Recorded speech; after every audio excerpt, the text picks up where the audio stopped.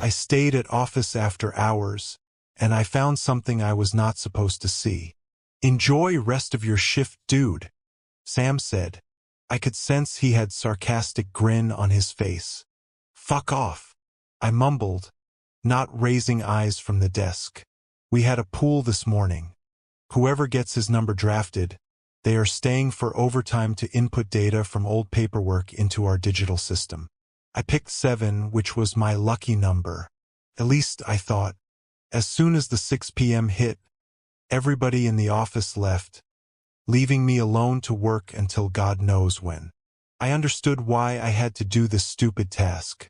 Company was doing bad, like, really bad. Our budget was cut, we have let some people go too. Our manager wanted to appear as he was actually doing something other than scrolling Reddit all day, so he stated that we need to investigate data from the previous years, back when we filled out quotas by hand, and compare it to today's.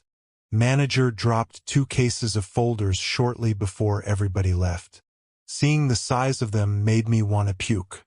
I knew I was in for a long night of manually inputting numbers into Excel spreadsheets. Maybe even 2 nights. I lost track of how many hours have passed. But I locked in and I finished first box relatively quickly. As I started pulling out files from the second box, I felt a bit of hope. I just might finish everything tonight. I closed the folder with September 2007, October 2007 written on it, and I pulled out next one. It said February 2009, March 2009. "Are you fucking kidding me?" I yelled out loud. I stood in my cubicle to catch breath and accept defeat. Now I had to go from the 9th floor all the way down to the basement and find the folder with missing months. I rubbed my strained eyes and opened them to empty office. I never stayed too long at work. It was uncanny seeing the office at night. Desolate. Overhead lights were shut down in each cubicle except mine, and other than green exit sign, I could only see shimmering glow of downtown visible in the distance, through the wall-high window panels on the opposite side of my cubicle. My building was near by the industrial zone, at the outskirts of the city, and I suddenly realized how alone I am. Perhaps not in the building, but in the radius about a mile, as only thing around it were parking lots and roads.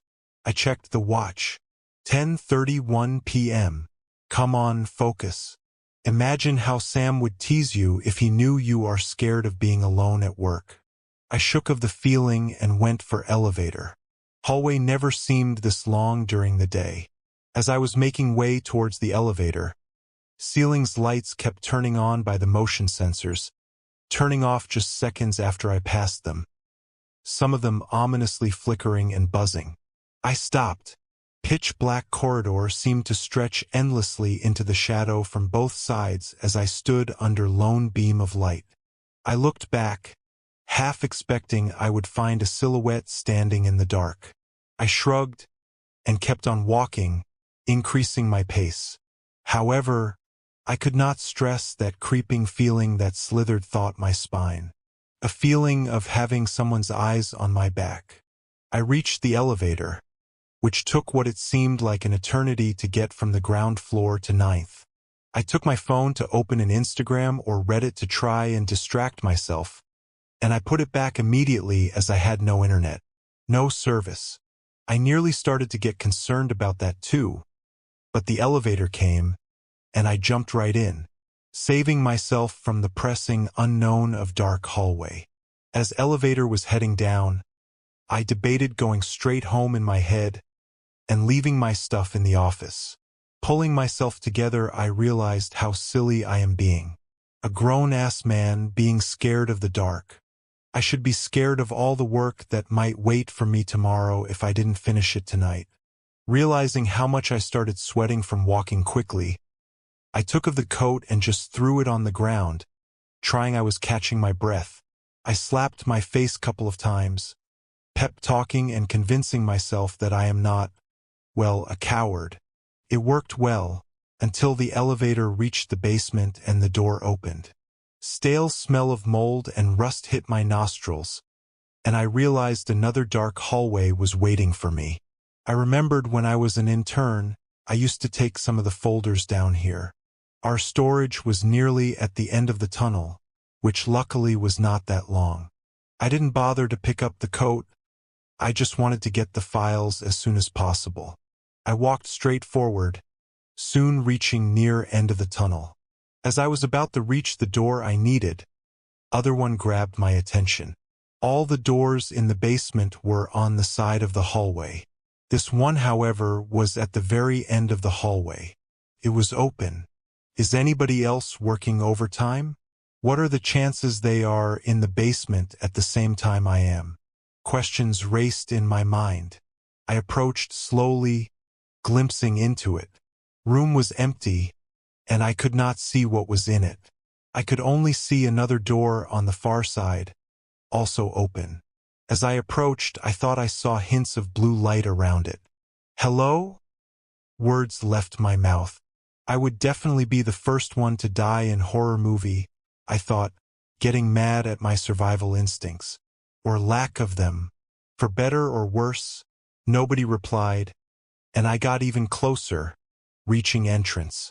I pulled out my phone again, turning on the flashlight. I pointed light towards the room from the threshold, but I could not see anything. Not that the room was empty, I actually could not see anything. As if floor and walls simply non-existent. An abyss.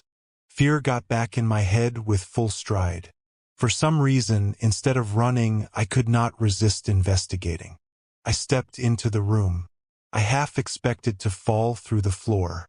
I didn't. I could feel the floor beneath me, but as I stepped in, my shoes made no sound. I kept walking towards exit, my steps muted, now strangely drawn towards it. At this distance, I realized I was not tweaking. Tiny blue slivers, thin as a strand of hair, occasionally busting out of dark around the doorframe, and disappearing few seconds after. Deep breath, and I stepped into it. As soon my attention was diverted from mysterious blue light, I looked up and saw another hallway, similar to the one I came from when I got out of the elevator. This hallway too had doors on both sides, and I could see what I presumed was elevator at very end of it. I went towards it. I tried working out the distance of underground in my head. There was no other building nearby beside my company's, and by now, I thought I should be somewhere below a parking lot. At this point, I already forgot that I came down here for a few more folders. I was focused on getting at the end of the hallway. As I approached slowly, just several paces away from the elevator, I noticed it was not empty. There was something on the floor. I squinted my eyes getting close, and after moments of confusion, I figured out what it was.